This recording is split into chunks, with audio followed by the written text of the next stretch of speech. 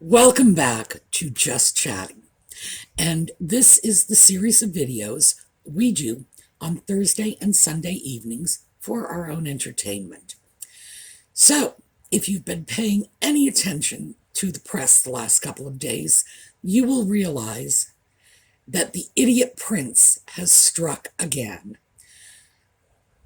I don't even know what to say. It's like he's got to know that he is making a complete fool of himself when he does this, that there is so much blowback.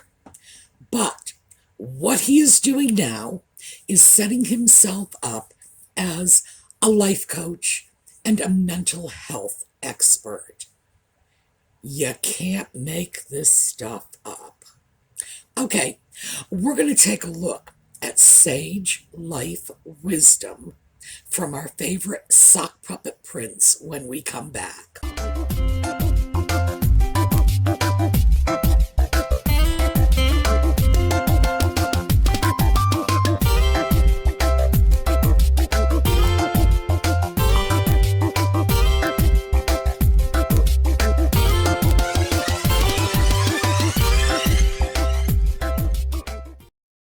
Yes, the man who has been unable to get over the death of his mother 25 years ago.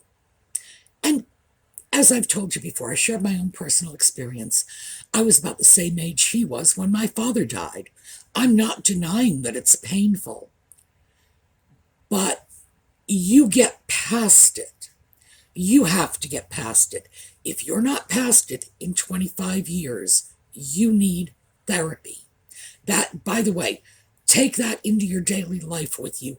If you know people who are still not past the death of a parent, talk to them. They need therapy. Apparently, Harry's not real clear about this because at this point, he's giving therapy. Harry is actually out there offering mental health advice. Now, first of all, he has no skills, no education, no qualifications whatsoever. And this is unbelievably dangerous because when people are desperate, if they're depressed, if things are not going well in their lives, sometimes they will listen to the most outrageous advice. Not because they're idiots and they can't process. Well, sometimes it's frankly because they can't process. But not because they're stupid, but because they're desperate. Because things are going so wrong in their lives that their normal reference points are not there for them. Which means that it's possible that desperate people could actually be taking Harry seriously and giving this mental health advice of his credence, which is, the potential danger of that, I think, is obvious, given the fact that he has advised people to quit their jobs if it doesn't give them joy. And now he is talking about all kinds of strangeness. We're going to get into this in a minute. Because the truth is, I'm not 100% sure what he's talking about, and I do have a pretty good command of the English language. So, if he's speaking English, I'm not quite getting it. The point is, Harry is no one to be advising anyone else on their mental health issues. He has done nothing the last 2 years except tell the world about his own mental health issues. And given the fact that he's not getting past them, he is still running on about history repeating itself, one of his favorite expressions, which, by the way, is not a thing. History repeating itself. History does not repeat itself. That's not a thing. That's anybody who honestly believes that that we're caught in some kind of time loop has some serious problems. Harry is still wrapped up in the fact that his mother was murdered by paparazzi. We've gone through this. That's not what happened. And now he believes that his charming wife is going to be murdered by paparazzi. It's not logical. It's not reasonable. This is not the belief of a mentally balanced individual. It's just plain crazy. To call it by its technical term, nuts. Yet he is out giving life advice to everyone else. Serena Williams actually said he was like a life coach for her, which I don't even know what to say about that. The woman is a skilled athlete. She's obviously had coaches all her life, and she's had good coaches. And the very idea that she would need a life coach in the first place beggars belief. And that if she did, it would be Harry she would go to. I don't even know what to say about this. It's just, you just walk away from that sort of scratching your head. So, Harry is not a life coach.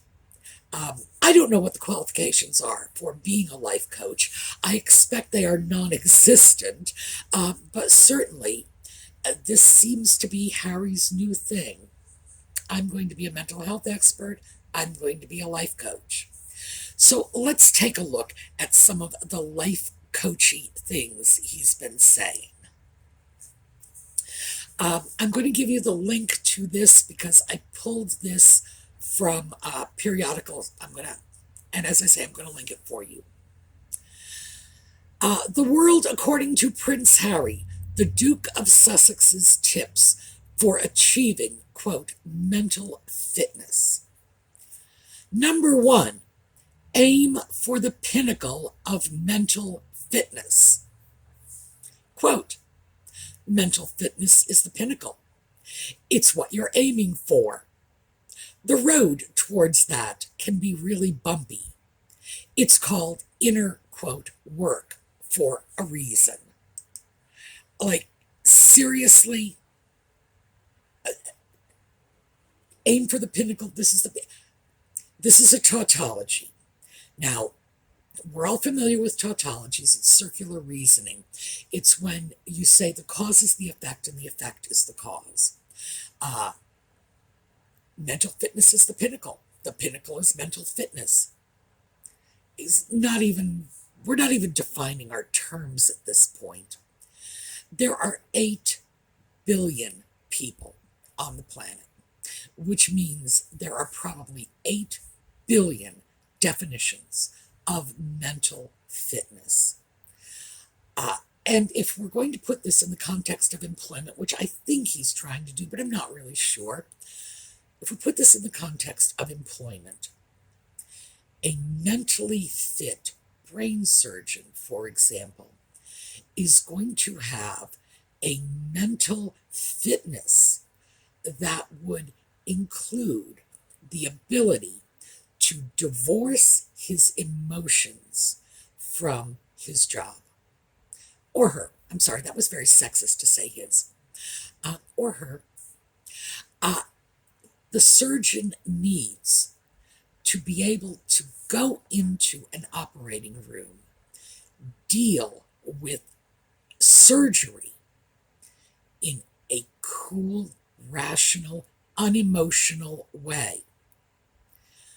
If a hard decision needs to be made, the surgeon needs to make it without relying on emotional input. That's the job. When the patient gets out of surgery, goes into the recovery room, the care is then handled by nurses. The idea that a nurse would divorce his or her emotions from the job is a sign of mental unfitness, because the nurse in recovery has got to deal not with an unconscious patient, but with a patient who is conscious in pain and discomfort, empathy, compassion, concern for one's fellow human beings, concern for the family as they're visiting. All kinds of things come into play. So the nurse cannot be divorced from their emotions. You see, so just in this, which is, the same field, medicine, you have two different standards of mental fitness right there. And it's very clear to all of us in our daily lives that what I would perceive as mentally fit for me is not what you would perceive as mentally fit for you, nor should it be. We are all distinct individuals. So much for mental fitness is the pinnacle. And who knows what he means by it. So let's continue if we could. Inner work. This is another undefined term. Quote, with everything else around you, the only way you can combat burnout and build resilience for the outside world and your entire environment is the inner work. Outer work becomes so much easier when you get to grips with the inner work. If everybody had time to do inner work, the shift in global consciousness and awareness would be enormous. It would be vast. Okay, so we're talking about burnout, and I don't know how it is Harry could ever understand burnout. The man has never worked, and he's never done anything long enough to burn out, although apparently his brief period in the royal family conducting royal engagements was more than he could handle, and he has complained about that bitterly, that he was forced to smile when he didn't want to smile. Gee, how sad for him. He had to smile for that multi-million-dollar lifestyle. The lifestyle that most of us couldn't even dream of getting. Again, I'm looking at this, and it's hard to even understand what he's trying to say. He's talking about building resilience for the outside world, and I don't think that he means what he's saying here, because building resilience for the outside world would mean the outside world would have the resilience. I think he's talking about building resilience one can use when dealing with the outside world, but hey, maybe I'm reading too much into this. Outer work, again, we're not defining that, becomes so much easier when you get to grips with the inner work.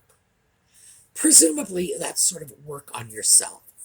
If everybody had time to do the inner work, the shift in global consciousness and awareness would be enormous. Well, global consciousness is, in fact, there is a theory out there about global consciousness. It's this sort of mass consciousness. I hate to go back to Star Trek again, but I'm going to. It's like being a part of the Borg and plugged into the hive mind. It's a controversial theory. All it is a theory. And when I say that, I'm not talking about things like, the theory of gravity or anything like this. I'm talking about something that has not been proven and is still highly controversial and well into the realm of woo-woo theories because it is bordering on the religious. So the shift in global consciousness and awareness would be vast, would be enormous. We don't even know if there is such a thing as global consciousness, let alone whether or not you could shift it. So I got some questions about that one. This one, though, is a good one. Daily meditation. Harry says, and I quote, I know that I need to meditate every day. Put it into your daily routine, like brushing your teeth every morning. You need to put it into your daily diary as a habit. Otherwise, it's the first thing that drops away from your busy day. So, Harry needs to meditate. Well, that's fabulous, Harry. Not everybody needs to do this. There are a great many people who who meditate, if you will, but they call it praying. There are other people who commune with a greater force, but don't call it meditation. I'm not sure that everybody needs to do it. Harry needs to do it, maybe, yeah, but the rest of us, that's an individual decision. Thank you, Harry. This one, though, I am very sure of. Daily me time. Quote, I have now put in about half an hour, 45 minutes in the morning when one kid has gone to school and the other is having a nap. There's a break in our program. It's like either for a workout, take the dog for a walk, get out in nature, maybe meditate. I would hope that everybody would be able to do that. Well, so would I, Harry, but geez, not everybody does. Other people have jobs. They have to get up in the morning, get ready, go to work. They're not sitting around the house while one kid is in school and the other one is napping. That is not normal. I have no idea where this complete disconnect is coming from for him, but he seems to really believe that everyone is living this life of idleness that he lives. No, Harry, sorry, not everybody has 45 minutes in the morning that they can devote to me. Most people's idea of me time is, gee, I got to take a shower without the kids banging on the door. That's me time. He does not live in the real world with the rest of us. We go on. Listen to lessons from the universe. Life is about learning. And if you're in your 20s, your 30s, your 40s, and even your 50s, and think you've got it sorted, then bad stuff is going to happen. But when bad things happen, I think there's a lesson here. I'm being schooled by the universe. There is something for me to learn. Well, Harry, the death of your mother was a bad thing, and you seem not to be learning very much from that. Your 20s, your 30s, your 40s, even your 50s, apparently those of us who are over 50 just don't exist in his universe. Of course, one should always learn. But this nonsense of being schooled by the universe, no, Harry, the universe doesn't care about you. The universe is not a thinking machine that cares about you and wishes to teach you. You are anthropomorphizing the universe. Thank you. That's a big mistake. Next, we turn negatives into positives. Every single bad thing, or the things you perceive to be bad that happen, actually can be good. Well, let me go back to the death of your mother, Harry. Did anything good come out of that? In your case, I think it might have, because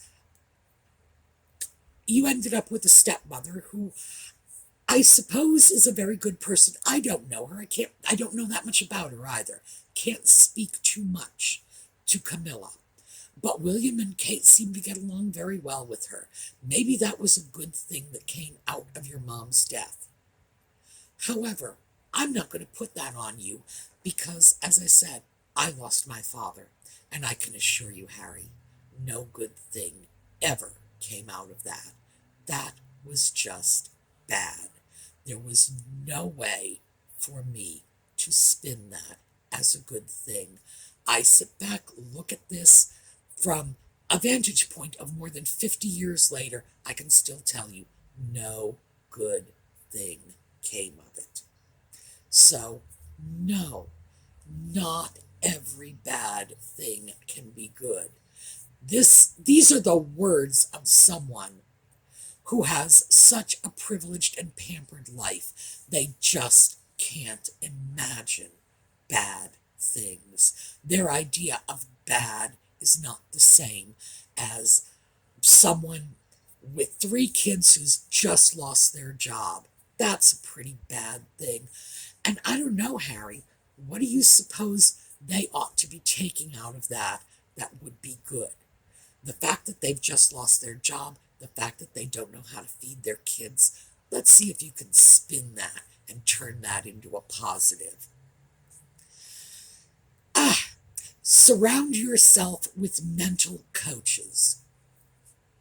You need to have someone there who is not only coaching you through life, but challenging your perspectives. That's what I ask my mental coach for on a weekly basis. Professional help, friends, family, anyone can help you in that coaching process and give you the ability to be able to find somebody else to throw ideas off or feelings or thoughts.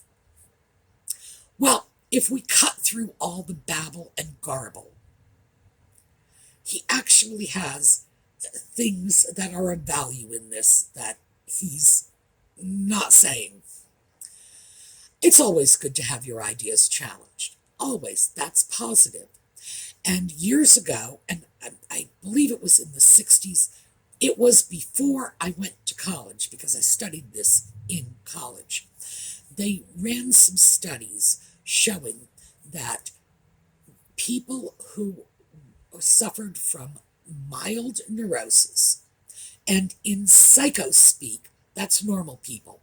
It's the mildly neurotic, that's what they consider normal people to be, or at least they did at the time, who were going through crisis, derived as much benefit from talking things over with a supportive friend as they did from therapy. So, lesson learned, a good friend can help you get through a crisis just as effectively as a professional mental health worker. So, yes, of course you should have friends in your life. You should certainly have professional help if you need it. You have a mental coach you are seeing on a weekly basis. What on earth is that? Is there a job description for mental coach? I'm not sure about that one. Certainly, having your ideas challenged is good. Harry, your ideas are in desperate need of challenge, and I certainly hope you will find a way to extract yourself, even if it's only for that little 45-minute me time break, out of the woke community. Spend that 45 minutes in the real world talking to real people, because I'm sure your ideas would get more challenge than you know what to do with. Okay, wipe your mental windscreen. Have different points of view in your life and friends who will not worry about pushing back on things you say or feel, to be able to encourage you to be able to see it more clearly. Well, that's pretty much what you said in the previous paragraph. I view that as trying to surround myself with people who will happily wash my mental windscreen and clear those filters. There is an endless filter system of what you think is happening. Most of that is garble, and it's merely a reiteration of what he said in the previous paragraph. You should have your point of view challenged. Yes, I agree. If there's a point of view in this somewhere, it should be challenged. Create a mental toolbox. Quote, I know how my nervous system is going to react to certain situations that are out of my control. So I think, what have I got in my toolbox? What tools can help me deal with this? That's sort of psychobabble BS, that you have a mental toolbox and you use your mental tools. These are techniques that anybody can adopt or adapt to meet their own situations. Usually, you do not need any formal training or formal study to do this. In most cases, it's as simple as saying, well, one of the tools in my box is when someone annoys me, I can walk away. I will just say, excuse me, I have to use the restroom. Go somewhere, gather my thoughts, calm myself, and then return to the conversation when I'm doing better. It's as simple as that. Creating a mental toolbox, that is just a fancy way of saying we all have coping mechanisms we have acquired over the years. Let's pick the good ones and, not give in to the bad ones, which are punching someone in the nose when you don't like what's going on. That create a mental toolbox. Oh, that's so clever, isn't it? Finally, hone your mental superpower. I don't believe Harry has any mental superpowers. I'm sorry to say it. The man is a dullard. Quote, life is about discovery. In that discovery, you are going to find things that you don't like. You are going to find things that make you uncomfortable, that are constantly pushing back on you. But as you work your way around those things, all of a sudden, the stresses, the chaos, and all of the things that were working against you in life, be it private life, be it work life, all of the things getting in your way either fall away or you visualize them and are able to turn a negative into a positive and therefore make those things work for you. It almost feels like a superpower. No, Harry, that's someone with your wealth and privilege can do. The world is chock full of people who have the deck stacked against them from the get-go, and they're lucky if they can make it to adulthood without ending up in prison. No, sorry, Harry. Not everyone can just wish their problems away. Not all problems are resolvable. There are people with serious medical conditions, and wishing they were well and healthy is not going to make it so. There are people who have so little money that the idea of getting through to the next month is a major challenge for them. No, Harry, sorry. Not everyone has this superpower. So that's it. And I wanted to share that with you because, in fact, what we are looking at is someone who is so privileged that it doesn't even dawn on him that the stuff he's saying is out of touch. And he's criticized for this. He was certainly criticized for telling people to quit their jobs if it didn't give them joy. He's still out there doing the same sort of thing. If you don't like it, oh well, just push it out of your way. Really? This is crazy talk. He's not learning. He's making the same mistakes over and over again. He's setting himself up as an authority on mental health. He is not. He is throwing out childish psychobabble BS and saying, look, this is how we're going to fix stuff. No. Now, in defense of Psychobabble BS,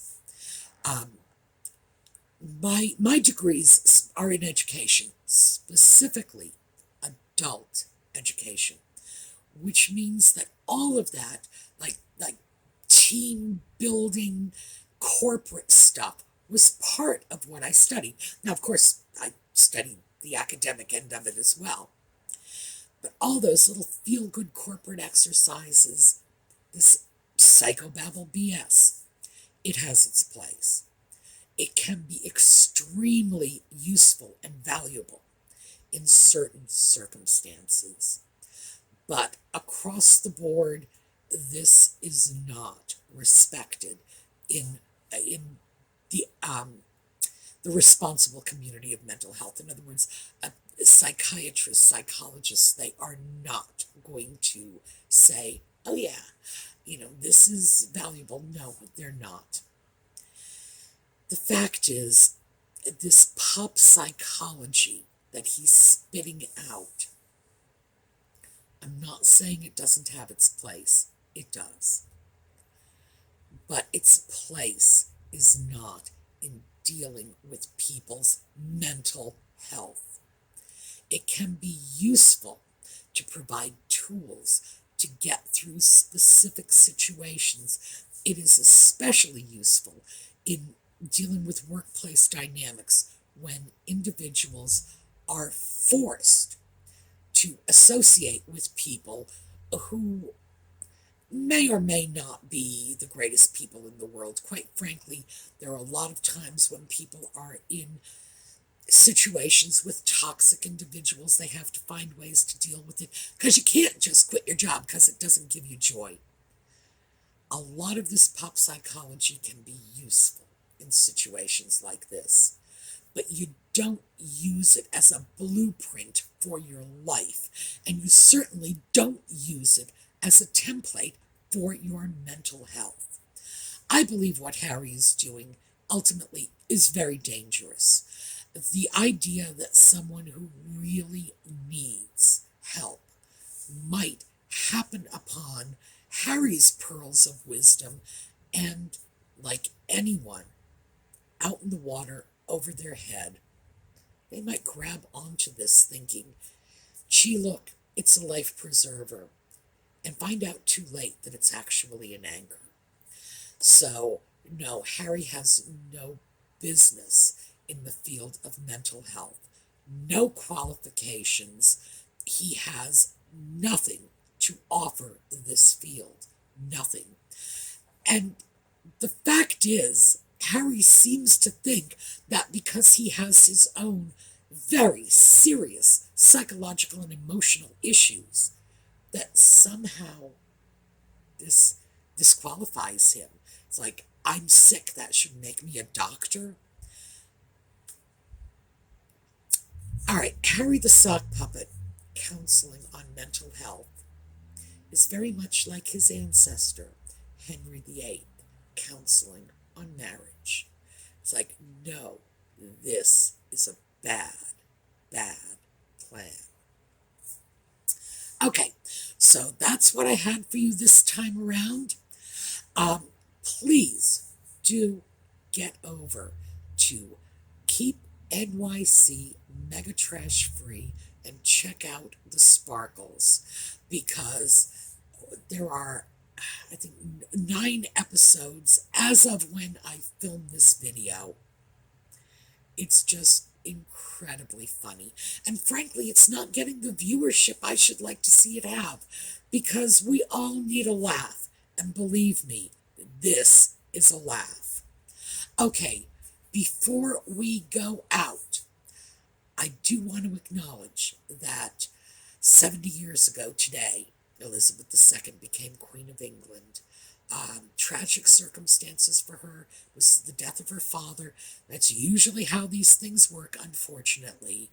But, happy 70th. So, we're going to take a look at some pictures of the Queen on our way out. Have a terrific day. I will see you all next time.